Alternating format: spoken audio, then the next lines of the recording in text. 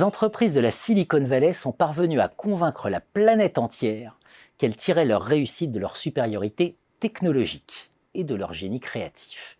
Or, tout ceci n'est qu'une illusion. Quel quatrième de couverture. Bonjour Xavier Desmaisons. Bonjour à vous. Président d'Antidox. Je vous reçois pour un ouvrage coécrit avec Jean-Marc Bally, Junk Tech, comment la Silicon Valley a gagné la guerre du marketing, édition Hermann. C'est ça, on a écrit cet ouvrage, alors c'est un peu iconoclaste, a priori comme idée, et même contraire à tout ce qu'on peut imaginer d'avoir en tête, notamment dans une période de Covid où les GAFA sont encore plus présents. Ce qu'on pense, nous, avec Jean-Marc Bally, donc, qui est le patron d'une des belles sociétés de capital risque européennes, c'est qu'il faut casser le mythe. Il faut casser le mythe, et le mythe, c'est ce mythe dont d'ailleurs on rit aussi sur la Silicon Valley, qui est on change le monde, on est super incroyable en technologie, danse en intelligence artificielle, avec des algorithmes qui vont tout transformer. On pense que derrière ce message de technologie qui a une part de vérité, il y a d'abord et avant tout une opération marketing. Cette opération marketing, elle consiste à dire chez nous, c'est là où se fait la tech. Et nous, on pense que sur la Silicon Valley, c'est là où se fait le meilleur marketing. Marketing, c'est que le sujet n'est pas d'abord la tech. La tech n'est pas une invention tech et après on fait un bon marketing derrière pour la faire connaître. C'est au contraire, on regarde comment penser un besoin, comment penser des aspirations, comment répondre à des usages, et à partir de là, on met des techs, parfois les meilleures techs, et on les agrège, on les intègre. Le meilleur exemple très connu, c'est celui de l'iPhone, qui avait été évoqué par la professeure Mazzucato, qui expliquait que l'iPhone, en aucun cas, Apple n'a inventé la plupart des techs qui sont dedans.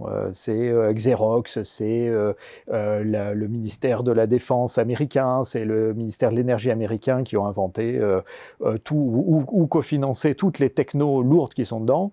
Le talent d'un Steve Jobs, ça a été d'en faire un petit outil très simple, de l'assembler, d'inventer des usages, de le connecter avec des plateformes informatiques, avec iTunes, et d'en faire quelque chose de très agréable et d'addictif. Donc dans Junk Tech, en fait, ce qu'on dit, c'est que toute cette tech... Parler de dealer de rêve. C'est ça.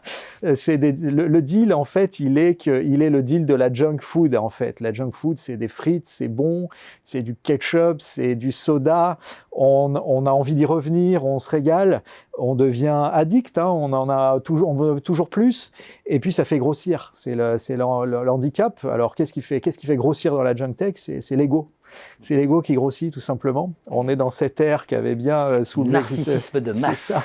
L'ère Lâche l'avait bien évoqué, l'ère du narcissisme. Il faut que les choses viennent à moi rapidement, adaptées à exactement ce que je veux, sans discussion possible, d'ailleurs sans trop me mettre hors de moi. Je veux que ça me ressemble, je veux que ça aille vite, je veux que ça revienne souvent. Je veux qu'on me like. Je veux qu'on me like. Et donc c'est ça la junk tech, c'est cette outrance un petit peu de l'ego qui est travaillé et qui nous rend addicts au like, au tweet, au post, voilà. Et ça, c'est la grande méthode. Alors, cette junk tech, on la critique, et on veut la déconstruire aussi parce qu'une partie des gens avec qui on travaille ont pensé souvent que ce qu'il fallait, c'était pour se battre face à la Silicon Valley, c'était mettre plus de tech. Je vais rajouter des ingénieurs, je vais faire de l'intelligence artificielle, je vais mettre une équipe sur la Silicon Valley, vous allez voir ce que vous allez voir. Et ça, que pour des grandes entreprises comme GE, on l'évoque dans le livre, ou comme d'autres entreprises ou des administrations, l'idée a été de dire on va faire de la meilleure tech et donc on s'en sortira. En fait, le sujet n'est pas de faire de la meilleure tech, il est d'abord de penser, ce qui est un bon sens évident, mais de penser un usage, une aspiration, un rêve éventuellement à servir, et à partir de là, d'agréger des techs dedans. Et de l'agréger de façon très opérationnelle, très efficace, pas d'être créatif, pas d'inventer, mais de savoir opérationnellement faire quelque chose qui marche très très bien, qui fonctionne très très bien. Amazon, c'est d'abord une livraison très rapide, sans fioriture. Les sites là, mais Deliveroo, c'est pareil. Vous avez quelqu'un qui va vous livrer. Si ça marche pas, si le plat n'est pas le bon, vous appelez. Tout de suite, quelqu'un va vous envoyer le nouveau plat. Vous faites rembourser très rapidement. Netflix, vous pouvez arrêter du jour au lendemain l'abonnement. Donc tout doit être fait de façon très simple. Et donc c'est dans l'exécution, pas dans l'intelligence, que les choses se passent. Donc dans la junk tech, il y a aussi savoir très bien délivrer et dans la démocratisation. les choses. Et du coup, effectivement, s'adresser au plus grand nombre et savoir le généraliser, le passer à l'échelle, cette capacité à exécuter très bien une réponse à des besoins parfois un peu artificiels, parfois fondamentaux. Voilà la junk tech. Si je résume, je dirais ils sont plus forts que nous pour innover et plutôt que d'inventer. Ils nous font croire qu'ils inventent, en fait ils innovent. Cité Frédéric Fréry notamment. C'est ça. On a longtemps pensé chez nous qu'il fallait avoir une bonne idée et après on faisait du marketing ou à partir d'une bonne idée on allait faire une start-up. On voit souvent des jeunes gens qui disent je voudrais bien faire une start-up mais j'ai pas d'idée. Le sujet n'est pas là. Le sujet, c'est quel besoin, quel rêve, qu'est-ce que je peux exécuter. Et ensuite, c'est beaucoup de travail, en fait. Plus que du cérébral, plus de la créativité, c'est du boulot, des essais, le fameux test and learn de la Silicon Valley. Je réessaye jusqu'à ce que ça fonctionne et que ça fonctionne parfaitement. Et c'est du bricolage, hein, c'est la culture des makers.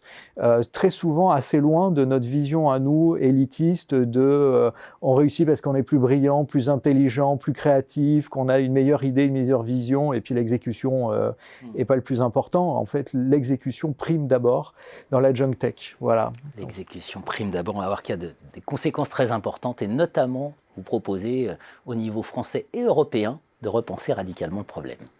Merci Xavier Desmaisons. Merci à vous.